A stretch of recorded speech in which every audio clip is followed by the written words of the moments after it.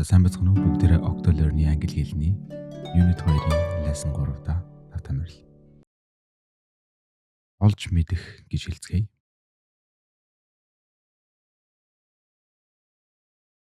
To find out. To find out. Би олж мэдсэн гэж хэлцгээе.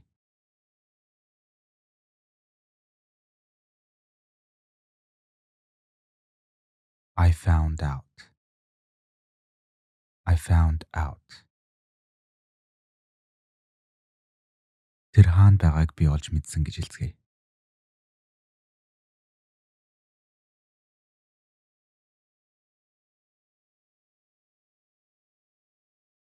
I found out where he is. I found out where he is. Where he is. I found out where he is.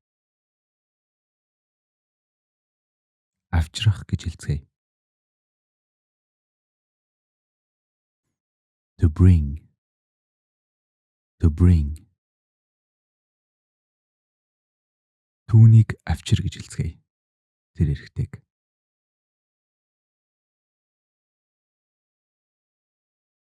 Bring him. Bring him. Bring him. Түүнийг надад авчир гэж хэлцгээе.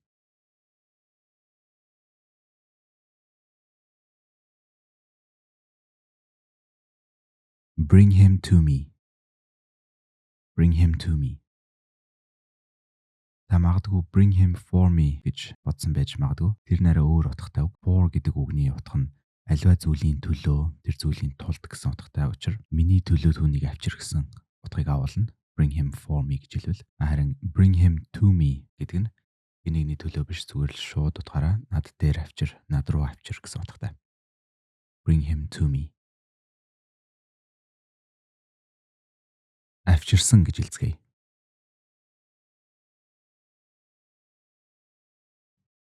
Brought. Brought. Тэрийн дахиад irregular verb буюу дөрмийн бус үлэг байна. Өнгөрсөн цаг нь bring-ed биш. Brought. Brought. Ought. Wrought. Brought. Би түүнийг авчирсан гэж хэлцгээе.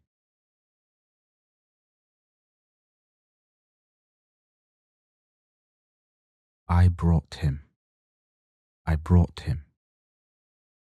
Тэр эмэгтэй үүнийг авчирсан гэж хэлцгээе.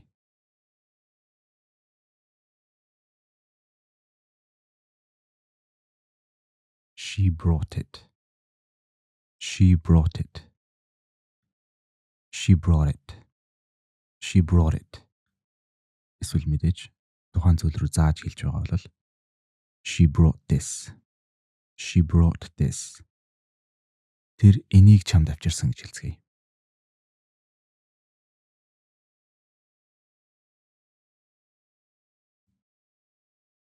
She brought this for you. She brought this for you. She brought this for you. Тэр юу ч авчираагүй гэж хэлцгээе.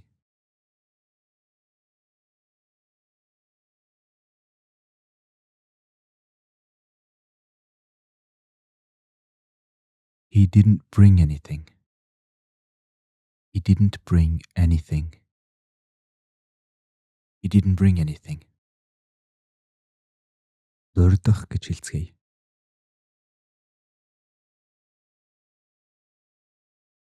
To mention.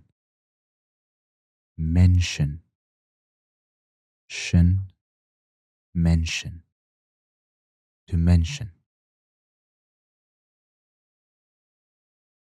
Дурдах гэдгийн бас нэг өөр хувилбар нь to bring up гэж mention-ээс гадна бас бүгдээрээ өдөр тутмын ярианд маш их хэрэглэгддэг phrasal verb-ыг ашиглаж сурцгаая. Тэгэхээр мэдээж шууд утгаараа bring up гэвэл дээш авчрах, утгын хувьд бол дурдах. Эсвэл аливаа зүйлийг бас сөхөж дурдах гэж ойлгож байна. Үүнийг битгий дурдаарай гэж хэлцгээе.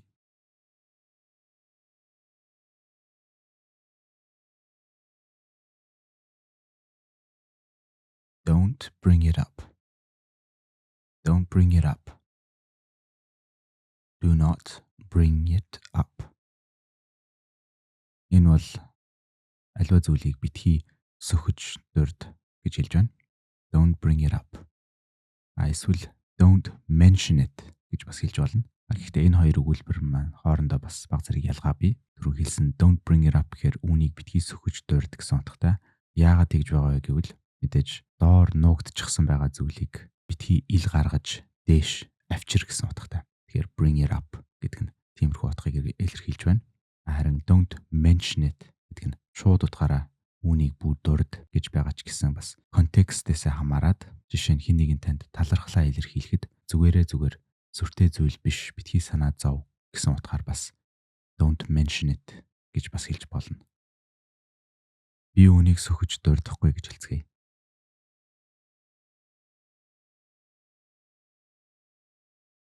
I will not bring it up. I will not bring it up. I will not bring it up. I'll not bring it up. Бас мэдээж will not гэдэг маань хоорондоо нийлээд won't болдог. Тэгэхээр I won't bring it up. I won't bring it up. Don't worry. Чи үүнийг дурдсан гэж хэлцгээе.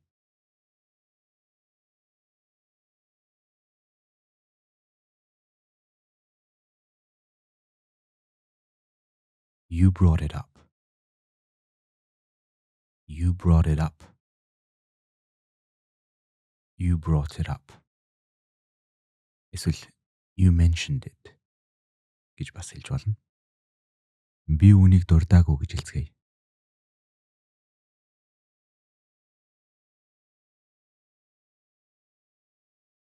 I didn't bring it up. I did not bring it up. I didn't bring it up. Би өчигдөр ажиллаж байсан гэж хэлцгээе.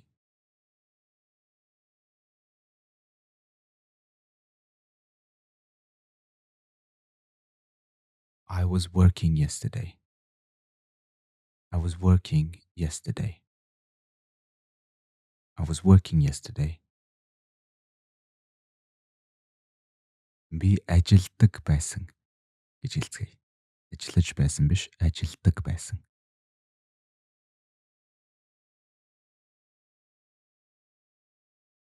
I used to work. Энийг бид unit 1 дээр сурсан байгаа. I used to work. Би тэнд ажилдаг байсан гэж хэлцгээе.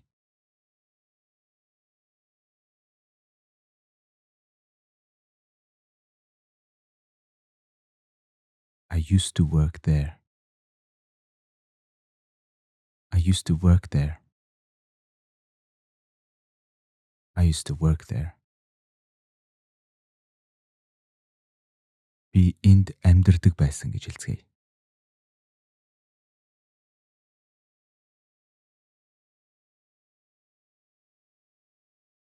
I used to live here. I used to live here. I used to live here. Энийг бид unit 1 дээр сурсан. Subject дээр нэмэх нь used to гэд араас нь verb буюу үйл үгээ хэлвэл тухайн зүйлийг ийдэг байсан гэж өнгөрсөн цагт үргэлжилдэг байсан зүйл. Одоо бол төгссөн тухайн үед цаг үед тэгдэг байсан гэсэн утгатай. Жишээ нь he used to play гэвэл тэр тоглодог байсан. Харин used to гэдэг үгийнхээ өмнө бид нар to be буюу байх гэдэг үгийн хувиргалыг авчихвал элбай зүйлд дассан, дадал болсон, сурчсан гэсэн утгыг авна. Жишээ нь we are used to this weather гэх юм бол бид энэ цаг агаарт дасчихсан гэсэн утгатай. Used to гэдэг үг маань өмнөө to be хувиргал авах юм бол утга нь өөрчлөгдөх нь байна. За жишээ нь би үүнд дассан гэж хэлцгээе.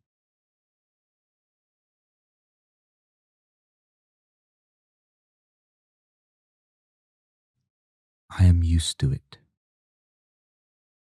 I am used to it. I'm used to it. Би энд амьдраад дассан гэж хэлье.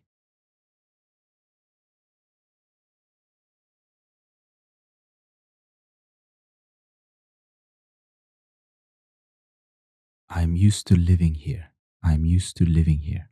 Тэгэхээр бид нэр өмнөх хичээл дээр сурсан gerund буюу үйлдэл нэр үг ing төгсгөлтэй тусах тухайг сурсан.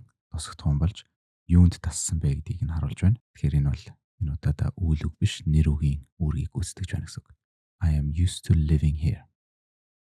Би энд ажиллаад дассан гэж хэлцгээе.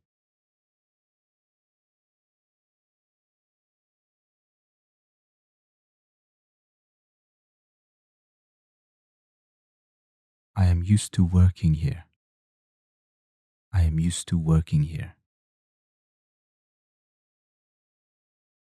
I'm used to working here. Сэрэх гэж хэлцгээе.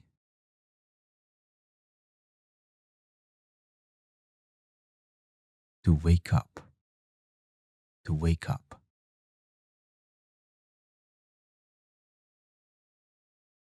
Эртхэн сэр гэж хэлцгээе.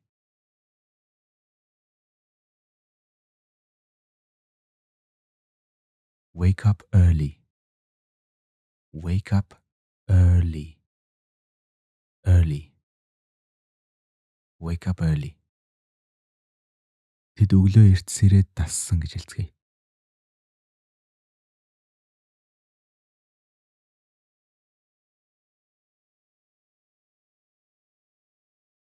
They are used to waking up early. They are used to waking up early. They are used to waking up early. Босох гэж хэлцгээе. Жишээ нь өглөө орноосоо босох. Эсвэл байгаа газараасаа босох. To get up. To get up. To get up. Тэгэхээр бид энэ get гэдэг үгийг unit 1 дээр сурсан. Маш олон утгыг илэрхийлж болох үг. Тухайн үеийн контекст нөхцлөөсөө хамаарат өөр утгуудыг илэрхийлнэ. Тэгэд ялангуяа энэ үгийг ашиглаж бид маш олон phrasal verb буюу хэлц үйл өгнүүдийг сурцгаах болно. To get up. Бид өглөө эрт босоод дассан гэж хэлье.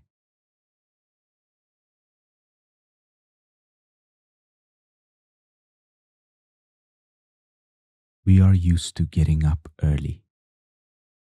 We are used to getting up early. We're used to getting up early.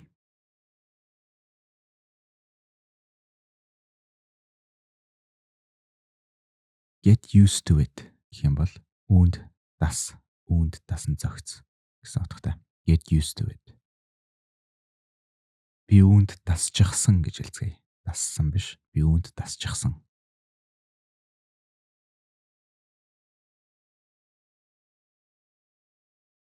I got used to it. I got used to it. Тэгэхээр саяны get гэж үг маань өнгөрсөн цаг дээр болоод I got used to it. I got used to it. Чи үүн рүү харж байна уу гэж асууцгаая.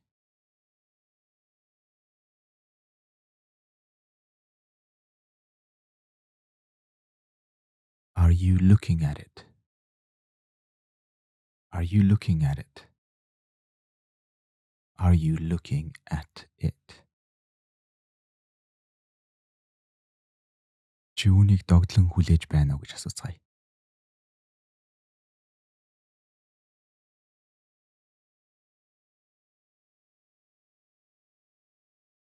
Are you looking forward to it? Are you looking forward to it? Are you looking forward to it? Би үүнийг догдлон хүлээхгүй байна гэж хэлцгээе. Энэ ирээдүйд болох гэж байгаа зүйлд дургүйцэж байна гэсэн утгатай. Игийг хүсээгүй, тохиолдохыг хүсээгүй зүйлээ илэрхийлэх арга.